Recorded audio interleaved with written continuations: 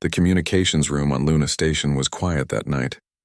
Commander Jake Harris sat at his desk, watching the screens that showed signals from across the galaxy. He had been doing this job for 5 years now. Most nights were boring. Ships talked to each other. Colonies sent messages home. Nothing exciting ever happened. Jake took a sip of his coffee. It was cold. He made a face and set the cup down. Outside the window, Earth hung in the black sky like a blue marble. He could see the lights of cities on the dark side of the planet. Somewhere down there, people were sleeping peacefully. They didn't know how lucky they were. The galaxy was not a peaceful place. Jake knew this better than most people. He had seen the reports. He knew about the wars on the outer edges of known space. He knew about the species that conquered and killed. But Earth was safe. Humanity had joined the Galactic Council 100 years ago, and the Council kept the peace. Or at least that's what everyone believed. A red light flashed on one of his screens. Jake sat up straight. Red meant emergency. He pressed a button and heard static. Then a voice came through, speaking in a language he didn't understand. The computer started translating immediately. The voice was desperate. It was someone begging for help. Jake listened carefully. The message was coming from the Viridian system, home to the Lorian people. The Lorians were peaceful. They were artists and scientists. They had never hurt anyone, and now someone was attacking them. Jake's hands moved quickly over the controls. He recorded the message and sent it to Earth Command. Then he listened again. The voice on the other end was crying. They said their cities were burning. They said ships were bombing them from space. They said millions were already dead. The name Krovar came through the static. Jake's blood went cold. He knew that name. Everyone in the military knew that name. The Krovar Dominion was an empire built on war. They conquered weaker species and took their worlds.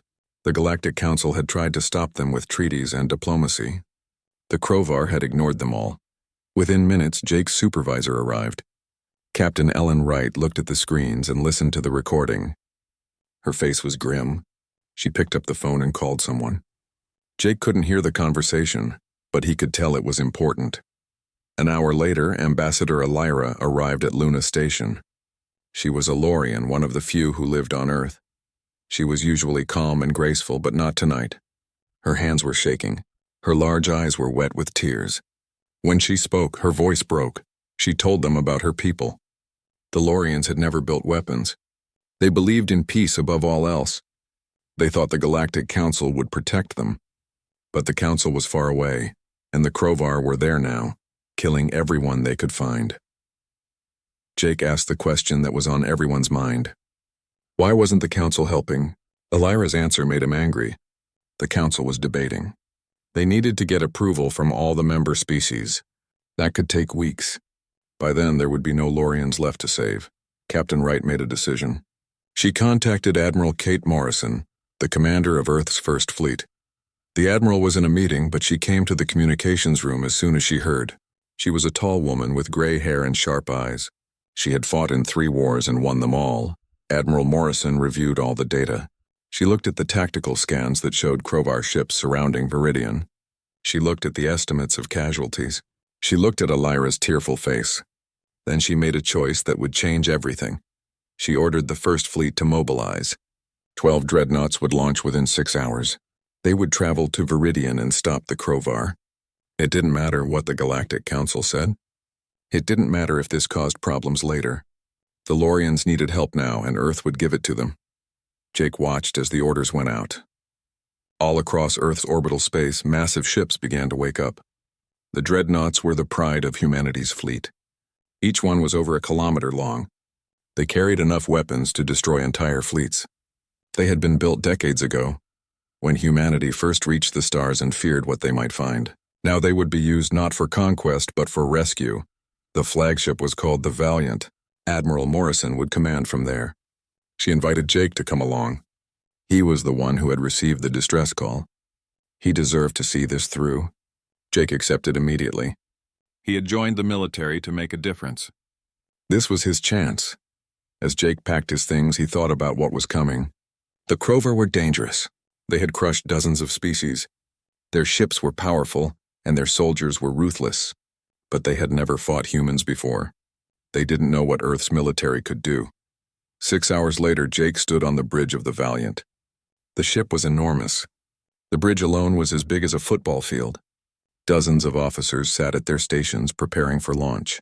Admiral Morrison stood in the center, giving orders in a calm voice. Ambassador Elira was there too. She had insisted on coming. These were her people who were dying. She needed to be there when help arrived.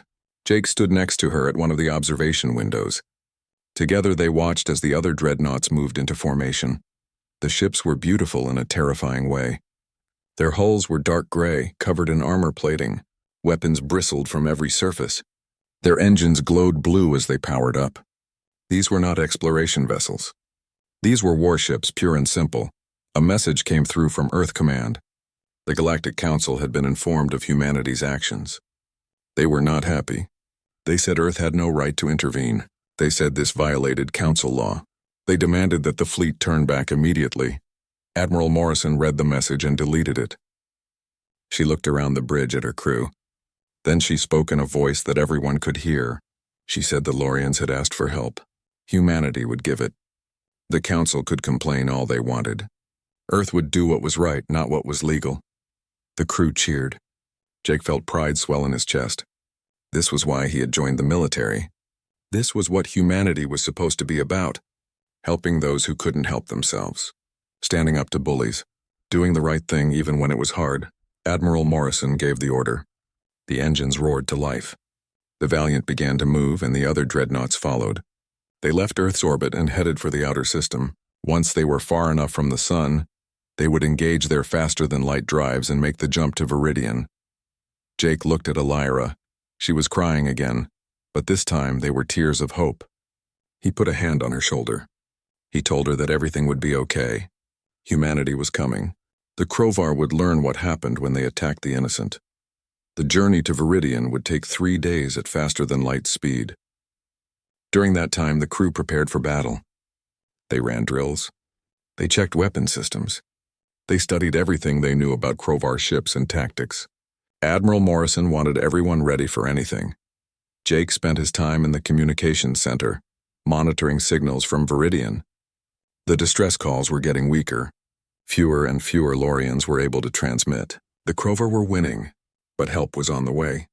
They just had to hold on a little longer. On the second day, Admiral Morrison called a meeting of all senior officers. She laid out her plan. The fleet would drop out of faster-than-light travel at the edge of the Viridian system. They would scan for enemy ships and form a battle line. Then they would advance and engage the Krovar. The goal was simple. Destroy every Krovar ship in the system. Don't let any of them escape. If even one got away, it could report back to the Krovar Dominion. That would mean war on a scale humanity had never seen. But Admiral Morrison said that was a risk worth taking. The Lorians were counting on them. Lieutenant Ben Carter raised a concern. He was young, fresh out of the academy. He asked if humanity had the right to decide this. Shouldn't they wait for the council? Shouldn't they follow the rules? Captain Lisa Grant answered him. She was older, a veteran of many battles. She said the rules were written by people who had never faced real evil. The council talked while people died. Humanity would act while there were still people to save. That was the difference between them and everyone else. Jake agreed with her. He had heard the voices on those distress calls. He had heard the fear and the pain. The Lorians didn't care about council law. They just wanted to live. And humanity was going to make sure they got that chance. On the third day, the fleet reached Viridian. They dropped out of faster-than-light travel, and their sensors immediately lit up. 30 Krovar warships surrounded the planet. They were bombarding cities from orbit. Massive explosions bloomed on the planet's surface as buildings were destroyed. The Krovar detected the human fleet immediately. They began to turn their ships around, preparing to face this new threat. Jake could almost feel their confusion. They had expected an easy conquest. The Lorians had no military, and now 12 massive warships had appeared out of nowhere. Admiral Morrison stood at the center of the bridge. Her face was calm. Her voice was steady. She looked at each of her officers in turn. Then she gave the order that would start the battle. All weapons were to fire at will. The dreadnoughts were to advance at full speed. The Krovar ships were to be destroyed. No mercy, no quarter. The space around Viridian exploded with light and fire. The human dreadnoughts opened fire with everything they had. Railguns shot metal slugs at incredible speeds. Missiles streaked through the darkness. Energy beams cut through space like knives through paper. The Krovar ships tried to return fire, but they were too slow. 3 of their cruisers exploded in the first minute of battle. Their shields couldn't handle the power of human weapons. Metal tore apart. Fires bloomed in space. Debris scattered in all directions. On the bridge of the Valiant, Admiral Morrison watched the tactical display. Her expression never changed. She gave orders in a calm voice, directing her fleet like a conductor leading an orchestra. Each dreadnought had specific targets. Each shot was calculated. Nothing was left to chance. Jake stood at his station, monitoring communications. He could hear the Krovar commanders shouting at each other. Their language was harsh and guttural. The computer translated their words. They were confused and afraid. They had never faced ships like this before. They didn't understand how they were losing so badly. Lieutenant Ben Carter sat at the weapons console. His hands moved quickly over the controls. He was in charge of the point defense systems. Whenever a Krovar missile came toward the Valiant, he shot it down. His accuracy was perfect. Not a single enemy weapon got through. Captain Lisa Grant commanded the Dreadnought Thunderstrike. Her ship was in the thick of the fighting. She maneuvered her vessel with skill, dodging enemy fire while unleashing her own weapons. The Thunderstrike's railguns fired continuously. Each shot hit its target. Each hit was devastating. The Krovar tried to adapt. Their commander, Warlord Draxus, was an experienced warrior. He had conquered a dozen worlds. He knew how to fight. He ordered his ships to spread out and attack from multiple angles. It was a good strategy. Against most enemies, it would have worked. But humanity was not most enemies. The Dreadnoughts split into 2 groups. 6 ships continued the frontal assault. The other 6 circled around to flank the Krovar fleet. Admiral Morrison had anticipated this move. She had planned for it. The Krovar were now surrounded. Warlord Draxus realized his mistake too late. He tried to regroup his forces, but the human ships were too fast. They moved with precision that seemed impossible for vessels so large. Their coordination was perfect. Every ship knew exactly where the others were and what they were doing. Jake watched as more Krovar ships exploded. The enemy fleet was being torn apart. Part of him felt sick. He had never seen so much destruction. But then he thought about the Lorien cities burning below. He thought about the millions who had already died. These Krovar had shown no mercy. They deserved none in return. Ambassador Elira stood frozen at the observation window. Her face was pale. She had never imagined such violence. The Loriens were a peaceful people. They wrote poetry and painted pictures. They didn't understand war, but now she was seeing it up close. And it terrified her, but it also gave her hope. These humans were fighting for her people. They were risking their lives for strangers. She thought about all the times she had heard other species call humans primitive and violent. Maybe they were right. But that violence was being used to save innocent lives. And that made all the difference. The battle had been going for 20 minutes when Warlord Draxus made his final move. He knew he couldn't win. His fleet was being destroyed. But he could still hurt his enemies. He ordered his ships to target the planet again. If he was going to die, he would take as many Loriens with him as possible. Several Krovar cruisers turned toward Viridian. Their weapons powered up. They prepared to fire on the cities below. It would only take seconds. Millions more would die. The Loriens had no way to defend themselves. Admiral Morrison saw what was happening. She made an instant decision. She split her fleet again. 6 dreadnoughts would continue fighting the main Krovar force. The other 6 would position themselves between the planet and the enemy ships preparing to fire. The Valiant was one of the ships that moved to protect Viridian. It accelerated hard, racing to get into position. The crew was thrown against their restraints. The ship's structure groaned under the stress. But they made it. Just barely. The Krovar ships fired their weapons at the planet, but the human dreadnoughts were in the way. The Valiant's shields lit up as enemy fire hit them. The ship shook. Alarms blared. But the shields held. Not a single shot reached the surface of Viridian. Then the dreadnoughts returned fire. At point-blank range, the Krovar ships had no chance. They were obliterated. The explosions were so bright that Jake had to look away. When he looked back, there was nothing left but debris. Warlord Draxus was furious. His plan had failed. His fleet was almost gone, but he refused to surrender. He refused to run away. He was Krovar. He would die fighting. He ordered his flagship to charge directly at the Valiant. He would ram the human ship and destroy it. Admiral Morrison saw the flagship coming. She ordered evasive maneuvers. The Valiant tried to move out of the way, but the Crovar flagship was fast and desperate. It crashed into the Dreadnought's side with terrible force. The impact was devastating. Metal screamed. Hull plating buckled. Entire sections of the ship lost atmosphere. Jake was thrown from his chair. He hit the floor hard and saw stars. Alarms were screaming everywhere. Red lights flashed. People were shouting. Emergency bulkheads slammed shut, sealing off the damaged sections. The Valiant structure was strong. It had been built to take punishment. The ship survived, but dozens of crew members had died in the collision. One of them was Captain Lisa Grant. Her ship had tried to intercept the flagship, but it had been too late. Jake pulled himself back to his feet. Blood ran down his face from a cut on his forehead. He wiped it away and checked his console. Communications were still working. He could still do his job. Around him, the other bridge crew were getting back to their stations. Admiral Morrison was already giving orders. She was injured too. Her arm hung at an odd angle. But she ignored the pain. The battle wasn't over. The remaining Crovar ships were trying to escape. She ordered all Dreadnoughts to pursue. None of them could be allowed to get away. The human ships chased down the fleeing Crovar vessels. It took 2 more hours, but eventually every enemy ship was destroyed. The Battle of Viridian was over. Humanity had won, but the cost had been higher than expected. The Valiant was badly damaged. The Thunderstrike had lost its captain, and many good people were dead. When the last Crovar ship exploded, a strange silence fell over the fleet. Everyone was exhausted. They had been fighting for hours. Their adrenaline was wearing off. Now they could feel their injuries. Now they could think about what they had done. Jake sat in his chair, staring at his screens. He had just participated in the biggest space battle in human history.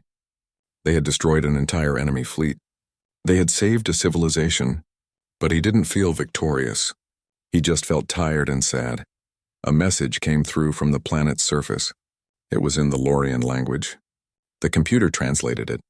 Jake's hands trembled as he read the words. They were thanking humanity. They were calling them saviors. They were saying they owed humanity their lives.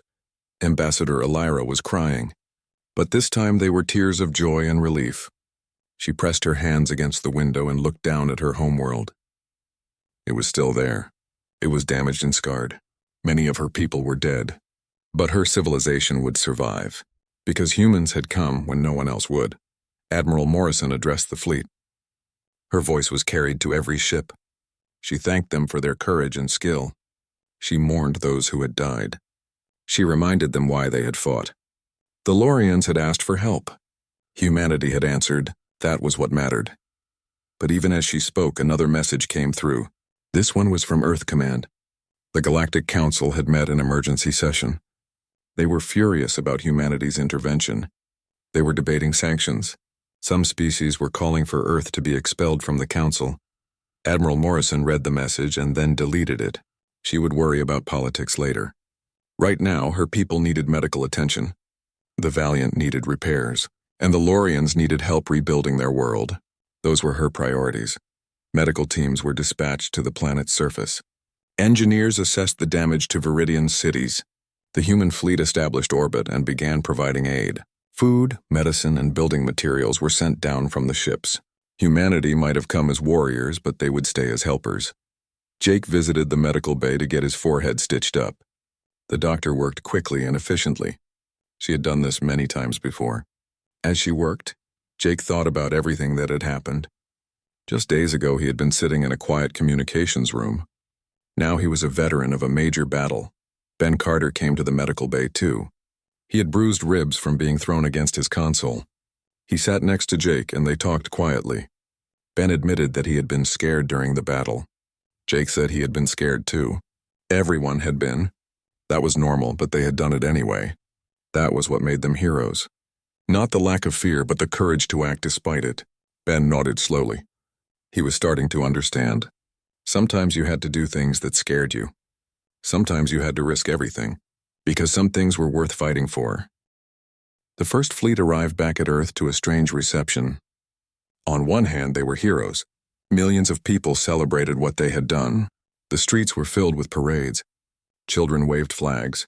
News broadcasts showed footage of the battle over and over again. Humanity had saved an entire civilization, but on the other hand, there was fear. The politicians were worried. The military commanders were worried. Everyone knew what was coming. The Krovar Dominion would not accept this defeat. They would seek revenge, and Earth was not ready for a full-scale war with an empire that had conquered half a galaxy. Jake stood in the briefing room at Earth Command headquarters. He was tired. The journey home had taken 3 days, and he hadn't slept much. His forehead still hurt where he had been injured. But he stood at attention as Admiral Morrison gave her report to the command staff. She told them everything. The battle had been a complete victory. Every Krovar ship had been destroyed. The Lorians were safe. But she also told them about the cost. Captain Lisa Grant was dead. Dozens of other crew members were dead. The Valiant would need months of repairs, and the Krovar would be coming. General Paul Richards was in charge of all Earth's military forces. He was a big man with a stern face. He listened to Admiral Morrison's report, and then asked the question everyone was thinking. How long until the Krovar attacked? How many ships would they bring? Could Earth win? Admiral Morrison answered honestly. The Krovar would probably attack within 2 months. They would bring everything they had, maybe 200 ships or more. And yes, Earth could win, but only if they prepared properly. They needed to build more dreadnoughts. They needed to improve their defenses. They needed to be ready for the biggest battle in human history. General Richards nodded. He turned to the other commanders in the room and started giving orders. Every shipyard would work around the clock. Every factory would produce weapons and ammunition. Every able person would be recruited and trained. Earth would become a fortress. The Krovar would find no easy prey here, but there was another problem. The Galactic Council was still angry. Ambassador Henry Blake represented humanity at the council. He had been dealing with complaints and threats for days. Many species wanted Earth punished for breaking council law. Some even suggested military action against humanity. Ambassador Blake stood before the council chambers on Tarsus Prime. Representatives from dozens of species watched him. Some looked angry. Some looked afraid. A few looked sympathetic. He knew he had to choose his words carefully. What he said next could determine Earth's future in the galaxy. He began by acknowledging that humanity had broken council rules. They had deployed military force without permission. They had acted unilaterally. But then he asked a simple question. What else should they have done? The Lorians were being slaughtered. The council was debating. Someone had to act. Councillor Thalen, a representative of the bird-like seraphim species, interrupted him. He said humanity was dangerous. They were too violent. They couldn't be trusted. They would start wars wherever they went. Earth should be expelled from the council before they caused more trouble. Ambassador Blake listened patiently. Then he responded. He said the council had failed the Lorians. While they talked, people died. Humanity had saved millions of lives. If that made them dangerous, then the council's definition of danger was wrong. Sometimes violence was necessary. Sometimes you had to fight to protect the innocent. The chamber erupted in argument. Some species agreed with Blake, others shouted him down. The debate went on for hours, but no decision was made. The council was divided. Some admired humanity's courage, others feared their power. The galaxy's politics were changing and no one knew where it would lead. While the politicians argued, something else was happening. Several species were quietly reaching out to Earth. The Tyrellian Consortium was a group of trading worlds. They offered to sell weapons and supplies to humanity. They also offered intelligence about Krovar movements. They didn't do this publicly, but they did it. The Etherians were even more interesting. They were an ancient and mysterious species. They rarely spoke to anyone, but they sent a message to Earth. It said simply that they were watching. If humanity proved worthy, the Etherians might help. It was vague and cryptic, but it was also hopeful. Jake was reassigned during this time. He was promoted to captain and given command of a new ship. It wasn't a dreadnought, but it was still impressive. The ship was called the Guardian. It was a heavy cruiser designed for rapid response. Jake felt honored and terrified at the same time. He was now responsible for 300 crew members. He spent his days learning everything about his new command. The Guardian was fast and well armed. It could fight or run. depending on the situation. Jake studied the ship's systems until he knew them by heart. He met with his crew and got to know them.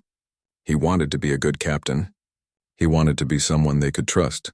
Lieutenant Ben Carter was assigned to the Guardian as well. He was still the weapons officer. Jake was glad to have him. Ben had proven himself at Viridian. He was skilled and brave. The two of them worked together to prepare the ship for what was coming. Ambassador Elira stayed on Earth. She helped coordinate relief efforts for Viridian. Supplies were still being sent to her homeworld. The reconstruction would take years. But the Lorians were grateful and determined. They would rebuild, and they would remember who had saved them. Elira also became an unofficial ambassador between the Lorians and humans. She helped each species understand the other. The Lorians were learning that violence sometimes had a purpose. The humans were learning that not everyone in the galaxy was an enemy. It was a slow process, but it was important. 6 weeks after the Battle of Viridian, the news everyone had been dreading finally came. Long-range sensors detected a massive fleet entering human space. It was the Krovar. They had come for revenge, and they had brought over 200 warships. The fleet was led by Emperor Vornak himself. He was the supreme leader of the Krovar Dominion. He was ancient and cruel. He had never been defeated in battle. He had conquered worlds that no one else could touch, and now he was coming to destroy Earth. General Richards called an emergency meeting. All fleet commanders gathered at Earth Command. Admiral Morrison was there, her arm still in a cast. Jake was there too, representing the Guardian. They looked at the tactical displays and saw the size of the enemy force. It was overwhelming, but Earth was ready. In the 6 weeks since Viridian, they had built 10 more Dreadnoughts. They had upgraded orbital defense platforms.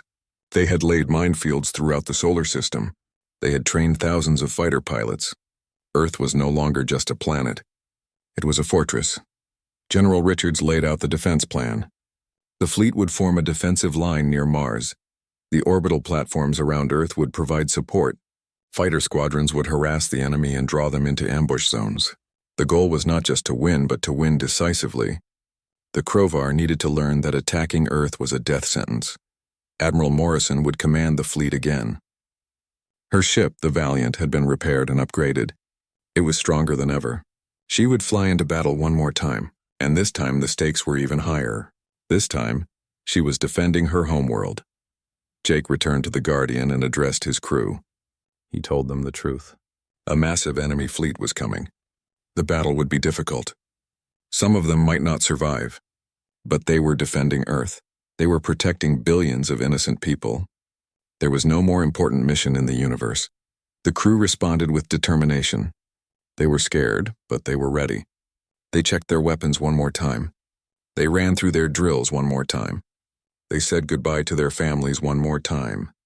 Then they took their ship to its assigned position and waited. The Krovar fleet arrived 3 days later. They dropped out of faster-than-light travel at the edge of the solar system.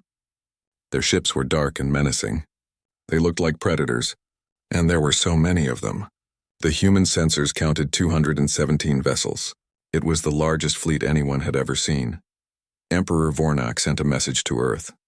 It was broadcast on all frequencies so everyone could hear. He demanded humanity's surrender. Earth must dismantle all weapons. Humanity must submit to Krovar rule. If they refused, every human in the galaxy would be hunted down and killed. He gave them 1 hour to decide. General Richards received the message and laughed. It was a harsh, bitter sound. He composed a reply and sent it back. The message was short. Just 3 words. Come and take it. Admiral Morrison smiled when she heard the response. She stood on the bridge of the Valiant and looked at her crew. They were the best humanity had to offer. They were brave and skilled and determined.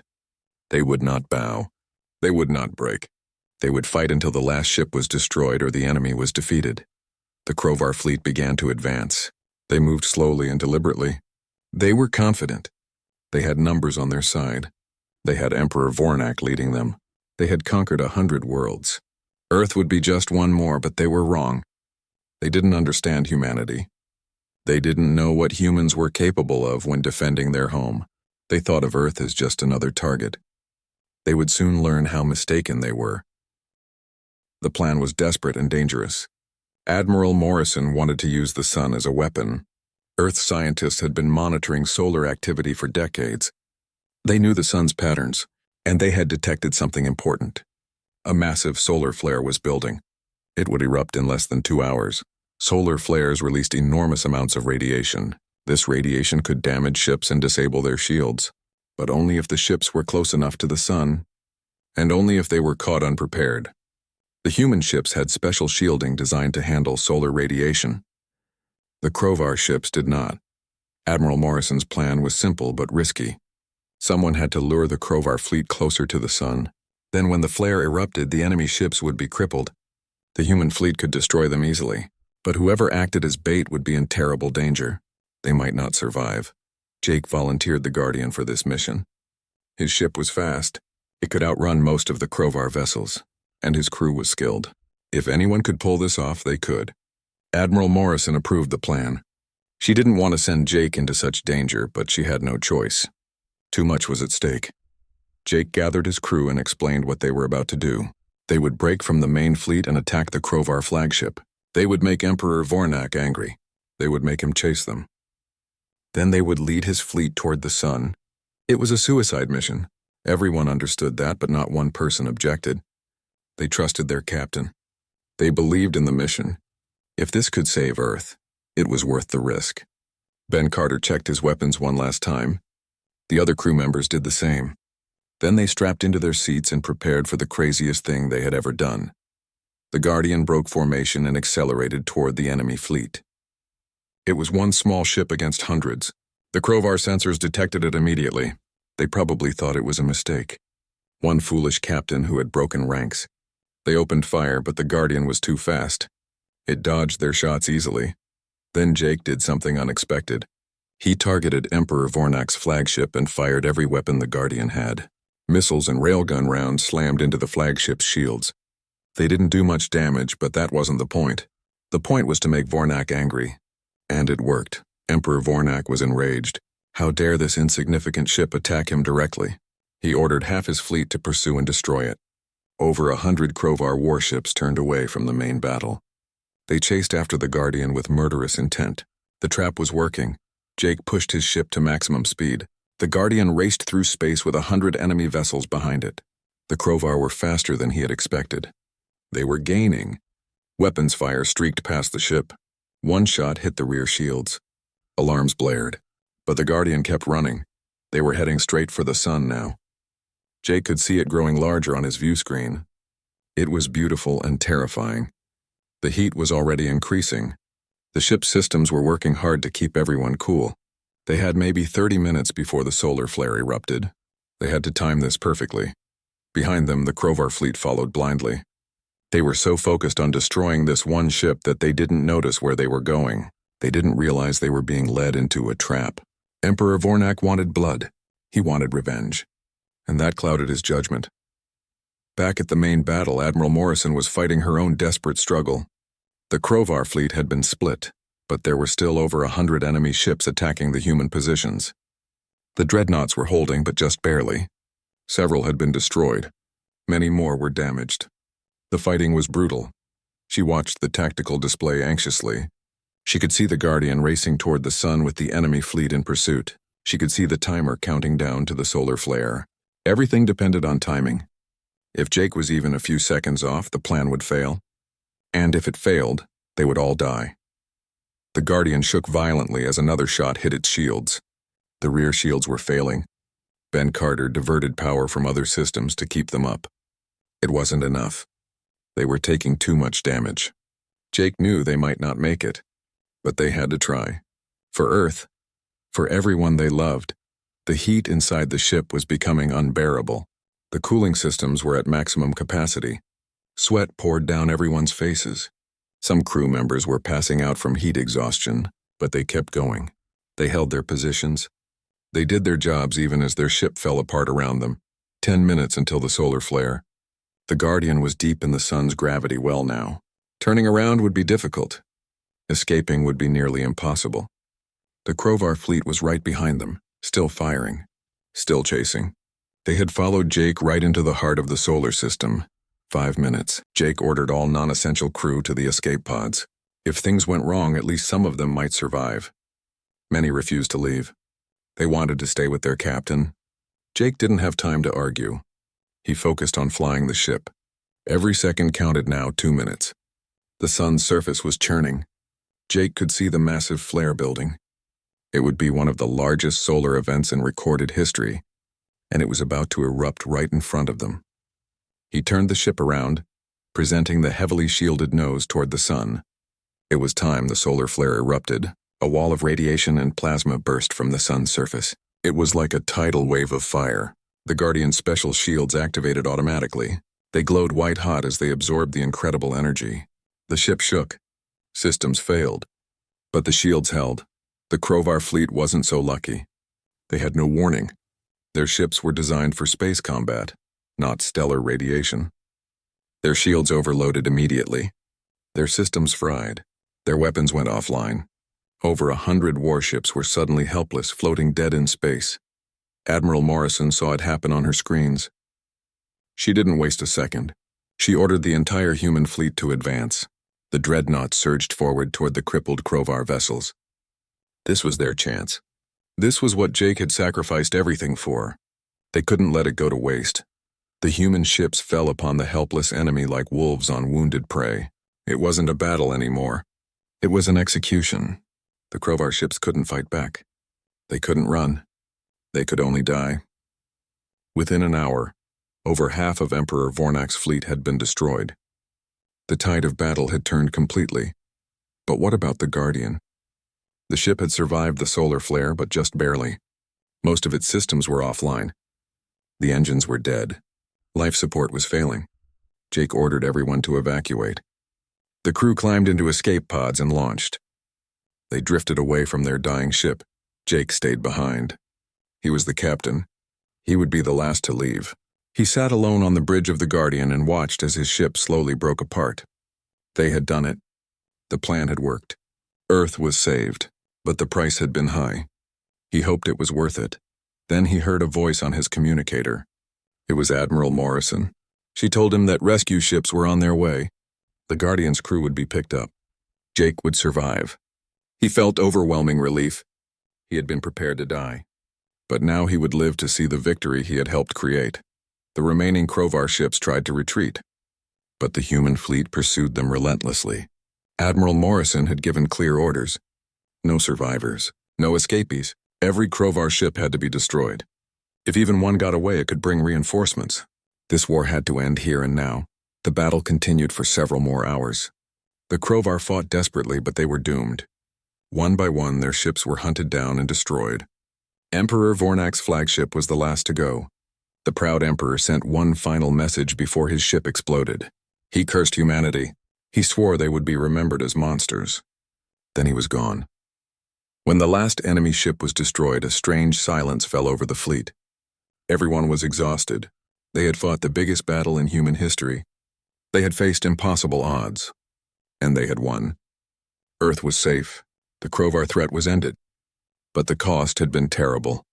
Admiral Morrison stood on the bridge of the Valiant and looked at the casualty reports. Over 1,000 humans had died. 15 ships had been destroyed. Many more were damaged. It was a heavy price, but if they hadn't fought, Earth itself would have been destroyed. Every human in the galaxy would have been hunted. The sacrifice was necessary. Jake was rescued 3 hours after the battle ended. A recovery ship picked up his escape pod. He was taken to a medical bay where doctors checked him over. He had burns and radiation exposure, but he would recover. He asked about his crew. Most had survived. Ben Carter was fine. Others had injuries, but they would live. The Guardian was gone. The ship had broken apart and fallen into the sun. Jake felt sad about that. He had commanded that vessel for only a few weeks, but it had become important to him. It had carried him through the most dangerous mission of his life. And it had saved Earth. That was a legacy to be proud of. News of the victory spread across the galaxy at the speed of light. The Galactic Council was shocked. Humanity had defeated the Krovar Dominion. The empire that had terrorized the galaxy for centuries was broken. Emperor Vornak was dead. His fleet was destroyed. A new era was beginning. Ambassador Henry Blake returned to the council chambers on Tarsus. 3 years had passed since the Battle of Earth. The solar system was peaceful now. The threat of the Crovar was gone, but the galaxy was not quiet. Dozens of worlds that had been conquered by the Crovar were now free. And with that freedom came chaos. Commodore Jake Harris stood on the bridge of the Defender. His squadron was patrolling the outer rim, the edge of known space where law was weak and danger was common. They had been out here for 6 months, protecting trade routes and stopping pirates. It was hard work, but it was important. Jake was older now. He had more gray hair, more scars, more experience. He had seen things he would never forget: the burning cities of Viridian, the desperate fight for Earth, the destruction of the Guardian. These memories stayed with him always. They reminded him why he did this job. His crew was good. Many of them had been with him since the beginning. Ben Carter was his executive officer now. He had proven himself in battle after battle. The two of them worked together like a well-oiled machine. They trusted each other completely. That trust had saved their lives more than once. A message came through from Earth Command. Admiral Morrison wanted to speak with him. Jake went to his ready room and activated the communication system. The Admiral's face appeared on the screen. She looked tired. She always looked tired these days. Running humanity's military was a heavy burden. She told Jake about a new situation. The planet Theron was in trouble. It was a mining colony that had been freed from Crovar control.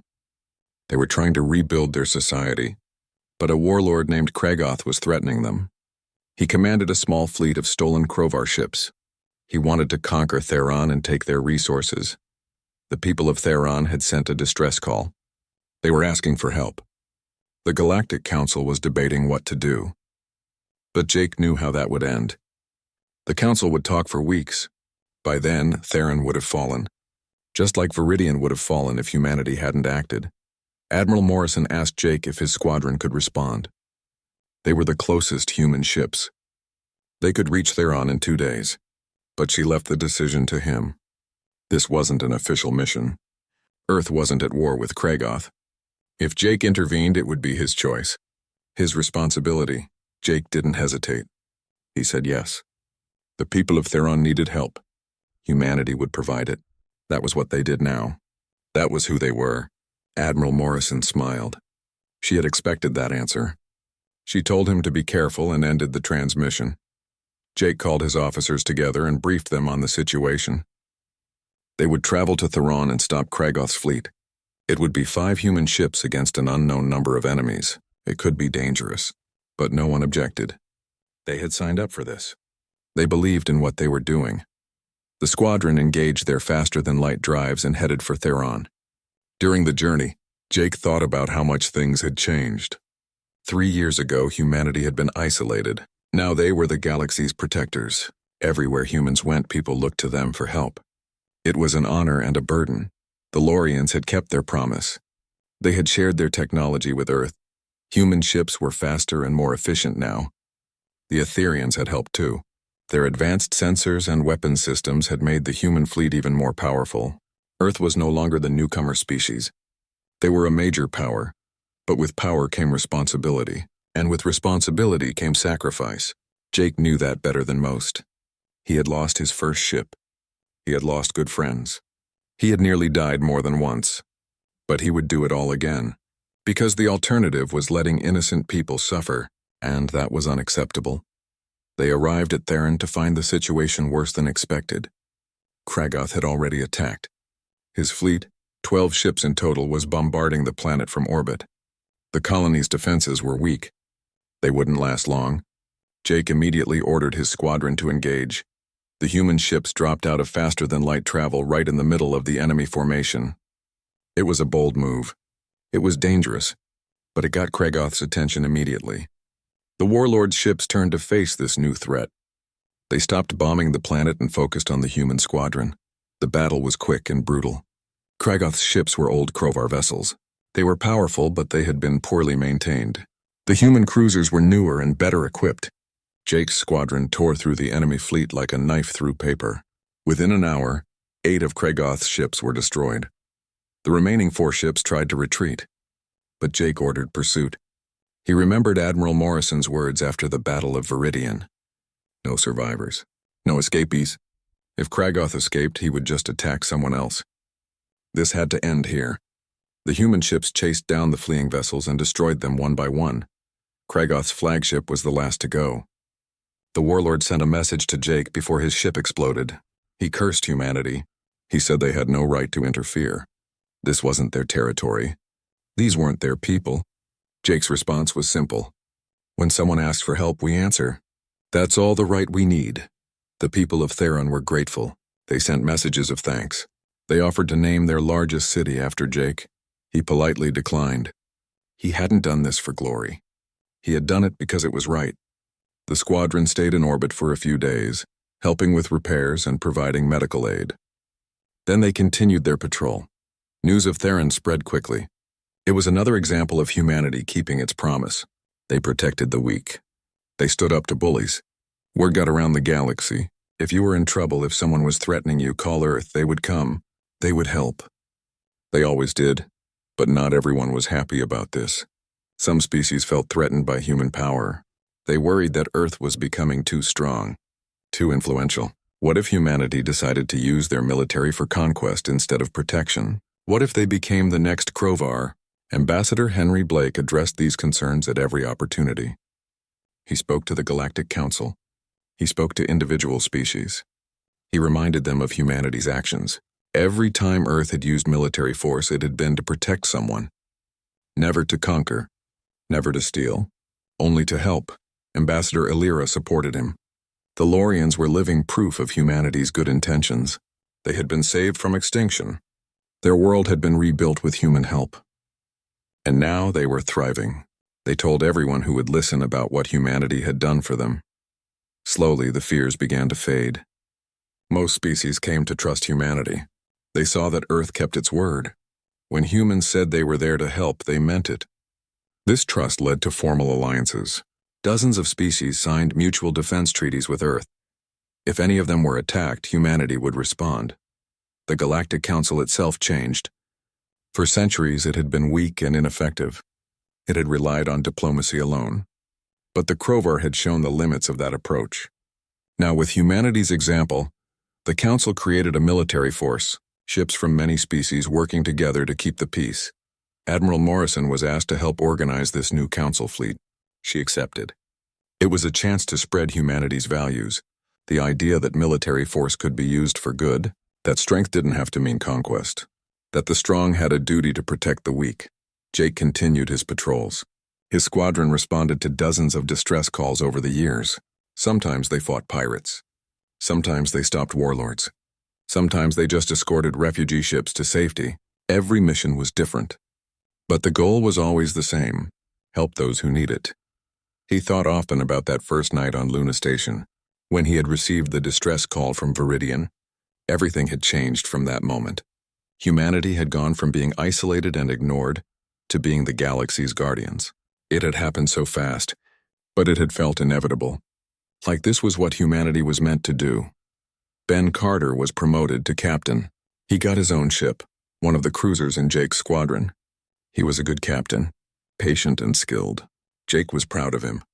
It reminded Jake that this work would continue long after he retired. New officers were learning. New ships were being built. Humanity's mission would go on. 5 years after the Battle of Earth, a ceremony was held on Viridian. A monument was unveiled in the capital city. It showed a human soldier and a Lorian child standing together. The inscription was simple but powerful. When they cried for help, humanity answered with Dreadnoughts, and the galaxy was changed forever. Jake attended the ceremony. So did Admiral Morrison and many others who had fought at Viridian. Ambassador Illyra gave a speech. She talked about how her people had been saved, how they had learned that peace sometimes required warriors, how they would be forever grateful to humanity. Then Jake was asked to speak. He stood before thousands of Lorians and humans and aliens from dozens of other species. He thought about what to say, how to explain what humanity had done and why. Finally, he spoke simply and from the heart. He said that humanity had not planned to become the galaxy's protectors. They had just responded to a cry for help. They had done what they thought was right, and they would continue to do so. Because everyone deserved to live in peace. Everyone deserved to be safe, and if humanity could help make that happen, they would. He said that the Dreadnoughts were not weapons of conquest. They were shields for the innocent. They were a promise that evil would not go.